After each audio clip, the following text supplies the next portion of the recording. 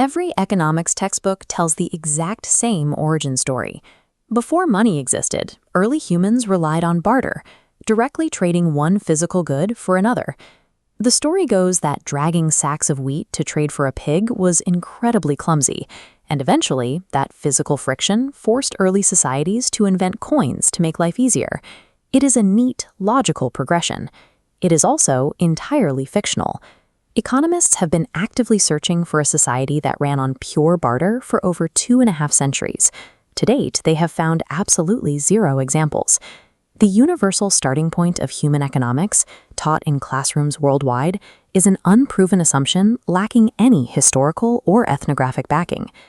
The origin of this barter-first narrative traces directly back to 1776, with the publication of Adam Smith's The Wealth of Nations. Smith didn't base this sequence on documented historical field data. He presented it as a logical deduction, a common-sense guess about how money must have evolved. This series arc keeps uncovering textbook facts that turn out to be total assumptions. If you want to keep digging into the actual history behind these myths, take a second to subscribe. Decades of modern research have torn down Smith's guess. Cambridge anthropologist Carolyn Humphrey reviewed the extensive literature and reached a definitive conclusion. No example of a pure barter economy has ever been described in human history. That leaves a rather massive gap in the record. If 2.5 centuries of searching have yielded zero barter societies, what actually was the starting point of human economic life? Replacing Smith's assumptions with the actual archaeological record requires moving past 250 years of foundational economic theory.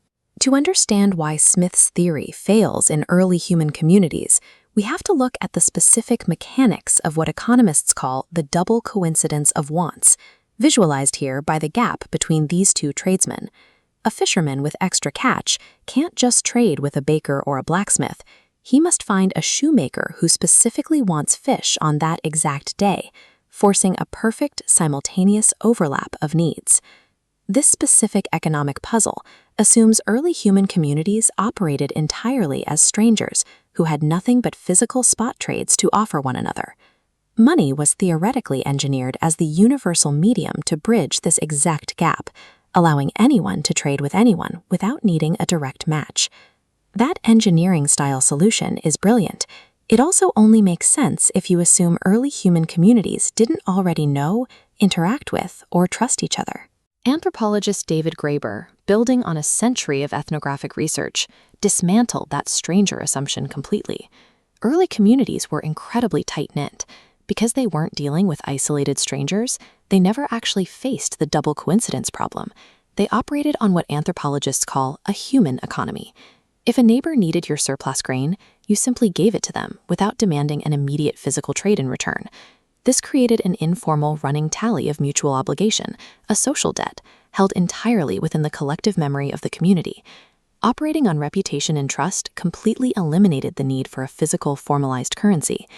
This exact pattern of social credit is heavily documented in indigenous communities across Africa, the Americas, and Oceania. Informal credit and social debt, rather than spot trade barter, was the true original foundation of human economic exchange. We don't have to rely on modern ethnography alone. We can connect this theory directly to the earliest physical evidence of complex administration on Earth. These are Sumerian cuneiform tablets from Mesopotamia, among the very first written records ever created by humanity. By translating the specific grids on this clay, we see that the earliest texts are not itemized receipts for one-off barter trades. They are highly sophisticated administrative and financial ledgers.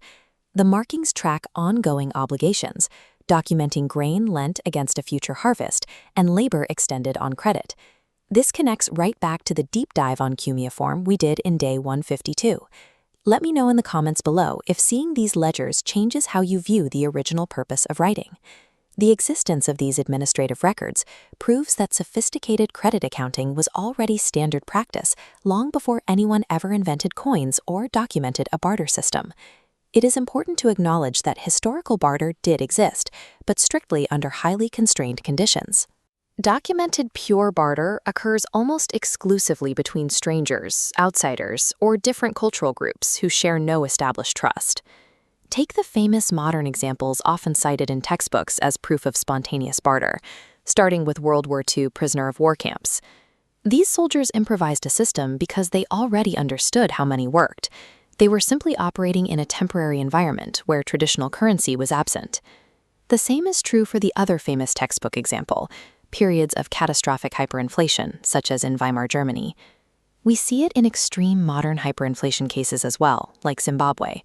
Direct exchange is a recurring modern reaction to a broken currency. The evidence defines barter as a substitute system used when normal money collapses, rather than the original ancestor of money itself. Graeber pushed his anthropological findings into a deeper, more speculative thesis, arguing that the concept of debt predates formal economics entirely, originating from existential obligations to parents or gods. As this breakdown shows, that broader claim faces scientific pushback.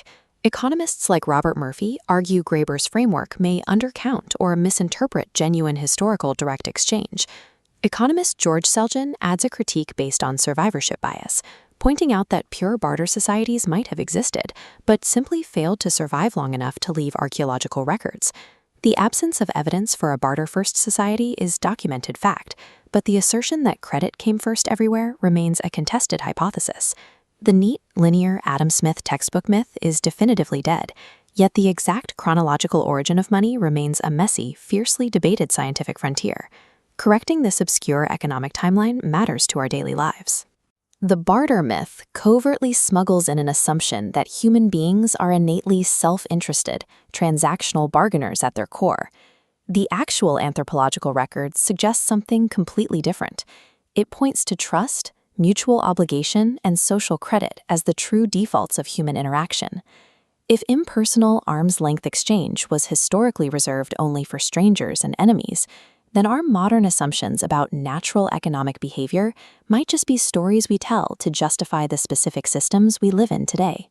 Money eventually became a universal tool across the globe, but its messy origin reveals humans as social scorekeepers rather than calculating traders.